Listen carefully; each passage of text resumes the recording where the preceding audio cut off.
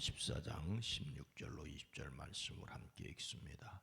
이르시되 어떤 사람이 큰 잔치를 베풀고 많은 사람을 청하였더니 잔치할 시각에 그 청하였던 자들에게 종을 보내어 이르되 오소서 모든 것이 준비되었나이다 하매 다 일치하게 사양하여 한 사람은 이르되 나는 밭을 샀음에 아무래도 나가 보아야 하겠으니 청컨대 나를 양해하도록 하라 하고 또 한 사람은 이르되 나는 소 5겨리를 샀음에 시험하러 가니 청컨대 나를 양해하도록 하라 하고 또 한 사람은 이르되 나는 장가 들었으니 그러므로 가지 못하겠노라 하는지라. 아멘. 오늘도 그리스도 예수 안에서 행복하시기를 축복합니다. 눈발이 날리는데 오고 가시는데 안전 유의하시기를 바랍니다. 알버트 아인슈타인 뭐 그 이름을 우유 이름으로 들어보셨을 거예요. 대단한 사람이라고 합니다. 광양자설, 또 브라운 운동이론, 특수 상대성 이론을 발표해서 당대의 지배적인 과학의 이론을 완전히 흔든 사람으로 알려져 있습니다. 시간, 공간 개념을 근본적으로 변혁을 시켰다지요. 그리고 누구도 부인할 수 없는 천재 중에 천재라고, 그래서 우유 이름까지 아인슈타인을 붙이는 그런 일입니다. 어느 날 그 제자들이 물었대요. 선생님이 이룩한 학문적 업적 어떻게 평가하십니까? 그런데 아인슈타인이 물끄러미 생각에 잠기더니 이렇게 물컵에다가 손가락을 쑥 집어넣다가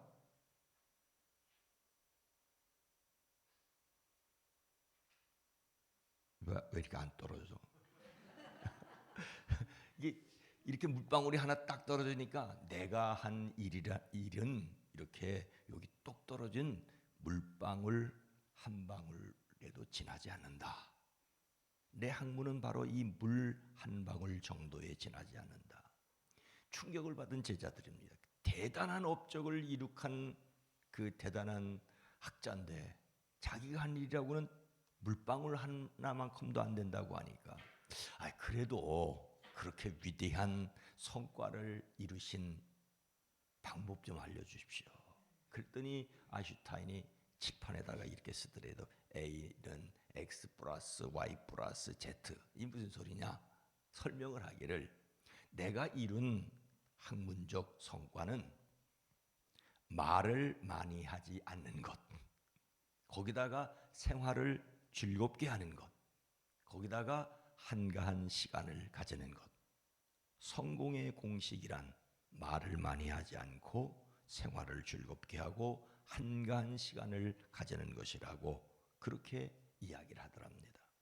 이 이야기를 소개하는 사람은 많은 사람들은 아인슈타인과 반대로 행동하지 않느냐, 말을 많이 해야지 성공하는 줄로 생각하고 남들보다 더 열심히 일해야지 성공하는 줄 알고 뭔가 좀 비어있는 시간, 한가한 시간이 있으면 오히려 불안해하는 것이 오늘날 사람들의 특징이 아니냐.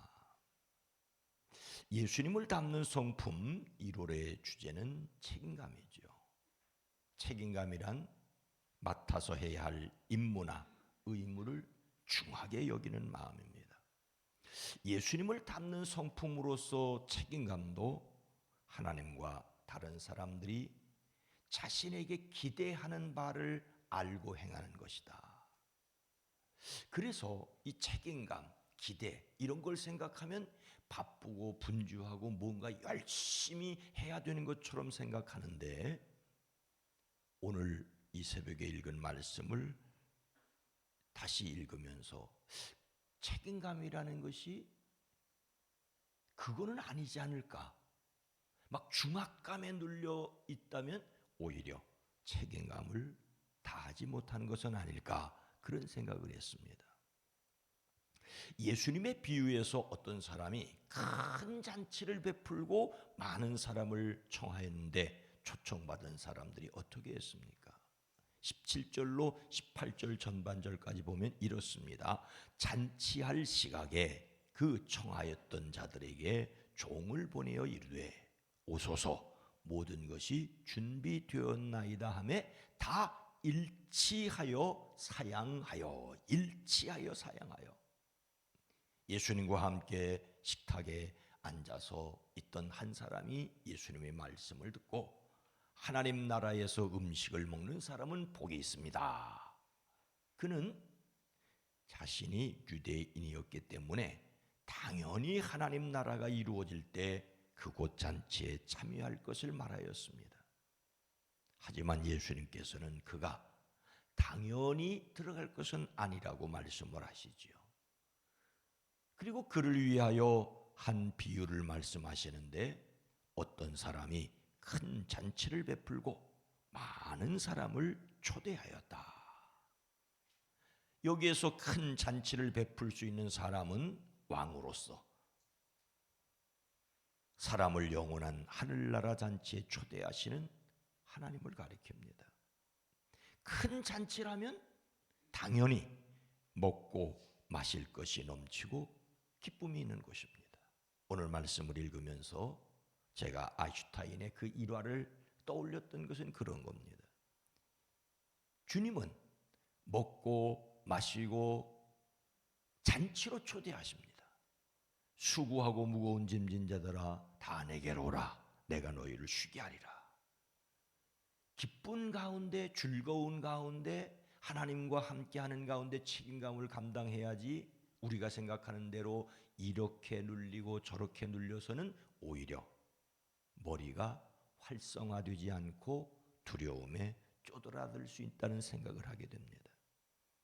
하나님께서는 사람들을 위하여 큰 기쁨의 잔치를 베풀고 사람들을 초대합니다. 잔치에 참여하여 먹고 마시고 노래 부르고 쉬며 평안한 시간을 가지게 하시려는 것이지요. 그런데 우리는 신앙생활을 억눌리고 책임감이라고 하는 뜻으로 눌려있지는 않을까. 여러분의 예배생활이, 여러분의 신앙생활이 즐겁게 되어지기를 주의 이름으로 축복합니다. 잔치 시간이 되어 주인은 자기 종들을 보내어 준비가 다 되었으니 오십시오라고 초대받은 사람들에게 말을 전합니다. 당시 유대인들의 관습은 사람을 잔치에 초대할 때 두 번 청했다고 해요. 첫 번째로는 잔치가 준비 계획이 전에 초청장을 보내는 것이고, 그리고 두 번째는 초청장을 받고 오겠다고 하는 사람들에게 잔치가 다 준비됐으니 빨리 오라고 하는 것이 두 번째 초청이라고 합니다. 첫 번째 초대에 응한 사람은 불가피한 경우를 제외하고 이 두 번째 초청에 반드시 참석을 하는 것이지요. 오늘 말씀에서는 이미 첫 번째 초청을 했고 그 초청에 응한 사람들에게 오라고 하는 겁니다. 이들이 오지 않아서 오늘 본 말씀 끝부분에 산울로 나가서 초대받지 못한 사람 오라는 것은 첫 번째 초대받지 못한 이방인들도 오라는 뜻입니다. 어쨌든 오늘 우리가 읽은 말씀에서는 첫 번째 초대장을 받고 오겠다고 약속한 사람들에게 잔치가 다 준비됐으니 이제 참석해도 됩니다 라고 말을 전했는데, 오겠다고 했는데 오지 않겠다는 거예요. 유대인들을 가리키는 거지요. 사양한다는 말은 거절한다는 것이지요. 근데 오늘 본문 말씀에 보면은 어떻게 해서든지 이미 오겠다고 말을 했는데 어떻게 해서든지 거절할 명분을 찾고 핑계를 대는 것입니다. 거절하기로 작정하고 피할 구실을 찾아 거절하는 것을 보게 됩니다. 이 전체적인 내용은 하나님의 부르심을 받고 하나님의 백성으로 살겠다고 이미 약속을 하고 나서 거절하는 유대인들을 꾸짖는 말씀입니다. 큰 구원 그 자체인 예수님을 거절하는 것을 책망하십니다. 그런데 그들이 주인의 잔치 초청을 오겠다고 하고 오지 않겠다고 하는 이유가 뭡니까? 18절 후반절 보니까 한 사람은 이르되 나는 밭을 샀음에 아무래도 나가 보아야 하겠으니 청컨대 나를 양해하도록 하라 하고. 이 사람의 변명은 뭡니까? 근데 우선 이들이 한 가지로 거절을 했어요. 이유는 각각 달랐습니다. 말을 맞추어 거절한다는 것을 숨기기라도 하려던 듯 다른 변명을 늘어놓습니다. 밭을 샀는데 나가 보아야겠다. 이미 밭은 샀어요. 그런데 그 밭을 둘러보겠다고. 다음에 둘러봐도 되잖아요. 이것은 잔치에 불참하기 위한 사소한 핑곗거리에 지나지 않습니다. 차라리 말을 하지 말 것을. 다음으로 19절에 또 한 사람은 이르되 나는 소 5겨리를 샀음에 시험하러 가니 청컨대 나를 양해하도록 하라. 소 5겨리라고 말하면 소 10마리지요. 소 10마리를 샀다면 꽤 큰 부자였을 것입니다. 그래서 어떤 사람은 이 소 10마리를 산 것이 아니라 소 10마리를 가지고 소 장사하는 사람일지도 모르겠다라고 성경을 해석하는 사람도 있습니다. 여하튼 자기 일을 열심히 하는 사람이라고 할 수가 있습니다. 하지만 이미 소를 샀고 잔치에 참여하기로 약속을 했으니 잔치에 참여했다가 나중에 소를 돌봐도 될 터인데 자기 일에 빠진, 어쩌면 열심히 일하는 사람, 쉴 줄 모르는 사람이라고 할 수도 있습니다. 그에게는 잔치에 참여하는 기쁨도 있어야 합니다. 마지막으로 20절에 또 한 사람은 이르되 나는 장가 들었으니 그러므로 가지 못하겠노라. 결혼을 한 신혼 사람은 전쟁에도 나가지 않는 것이 구약의 법입니다. 근데 여기서는 그런 것 같지는 않아요. 이 사람의 변명은 앞에 두 사람의 경우보다는 더 사소하다라고 주석자들은 말합니다. 아니 단지 아내가 있다는 이유로 잔치에 참여하지 않겠다는 것은 말이 안 된다는 것이죠. 유대인들의 잔치는 아내와 함께 참여할 수도 있는데 말입니다. 변명거리를 댄다고 책임을 회피하는 것은 아닌데, 변명을 잘한다고 해서 책임에서 벗어나는 것은 아닌데 사람들은 변명거리를 찾기에 급급하다는 말이죠. 더욱이 하나님의 초청을 거절하는데 잔꾀를 사용합니다. 책임감은 단지 무겁기만 한 것이 아니라 하나님이 베푸신 잔치에 기쁨으로 참여하는 것이라고 할 수가 있습니다. 하나님의 기쁨에 참여하는 사람들이 되기를 주의 이름으로 축복합니다. 우리의 신앙이 시간을 더해 가면서 10년, 20년, 30년 하다 보면 기쁨과 감격이 좀 약해질 수 있지요. 그래서 우리가 새롭게 할 것은 예수 그리스도를 믿음으로 얻은 천국의 확신, 그리고 그 천국의 잔치에 참여할 기쁨을 가지고 기도하는 것이, 말씀을 읽는 것이 때로는 의무적으로 해야 될 때도 있겠지만은 그 의무는 기쁨을 회복하기 위해, 감격을 회복하기 위해서라고 할 수가 있습니다. 날마다 마음에 하나님의 자녀들에게 주시는 기쁨이 충만하시기를 주님의 이름으로 축복합니다. 주님, 책임이 중압감이 아니라 기쁨의 또 다른 이름이기를 소망합니다. 우리가 책임을 감당할 수 있는 것이 우리의 힘으로, 모자라는 힘으로 힘껏 감당하려니 힘이 들고 때로는 짜증조차 날 수 있습니다.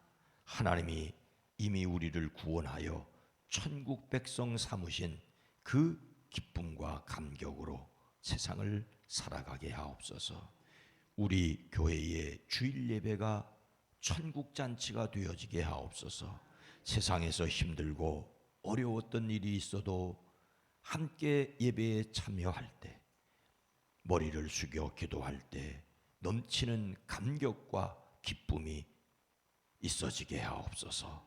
오늘 하루 살아갈 때 할 수 없이 살아가는 것이 아니라, 밀려서 살아가는 것이 아니라 하나님의 사람으로 힘차게 살아갈 수 있는 감격과 능력이 넘치게 하옵소서. 이 한 주간도 복되게 하시고 지방 사경에도 복되게 하옵소서. 예수님의 이름으로 축복하여 기도드리옵나이다. 아멘. 오늘 말씀을 생각하며 사명의 초대, 우리는 구원의 초대를 이미 받았어요. 이제 사명의 초대, 또 많은 사람을 구원으로 초대할 수 있는 교회, 하나님의 초대에 응답하는 세상이 되기를 위해 기도합니다.